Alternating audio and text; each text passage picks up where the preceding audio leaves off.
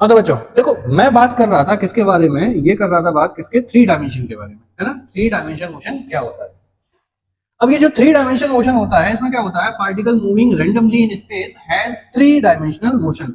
कि जब भी कभी कोई पार्टिकल स्पेस में रेंडमली कहीं पे भी मूव कर रहा है, यानी कि अगर हमको किसी पार्टिकल की पोजीशन बताने के लिए, किसी ऑब्जेक्ट की पोजीशन बताने के लिए अगर हमको तीन डायमेंशन की जरूरत पड़ रही है, तो उस मोशन को हम लोग क्या बोलेंगे, थ्री डायमेंशनल मोशन बोलेंगे। जैसे सपोज दैट ये मेरे पास एक पेन है ना। अब ये पेन जो है, इसका एक एक्सिस एक्स एक्सिस हो गया, एक वाई एक्सिस हो गया और एक जेड एक्सिस हो गया। जेड एक्सिस का मतलब इसकी हाइट, जमीन से कितनी हाइट पर है। जैसे ऐसे इमेजिन करो, ये मेरे पास ये जो वॉल है, इस वॉल से ये मान लो, ये मैंने मान लिया कि एक्स एक्सिस, इसके सामने ये वाली वॉल है, ये क्या आ जाएगी, वाई एक्सिस, और जमीन से ये कितनी हाइट पर है, ये क्या आ जाएगा, जेड एक्सिस। तो जब भी कभी कोई पार्टिकल स्पेस में क्या करे, रैंडमली मूव करे, इसको जिस तरीके से देखो घूमता हुआ कुछ ऐसा दिखाई देगा।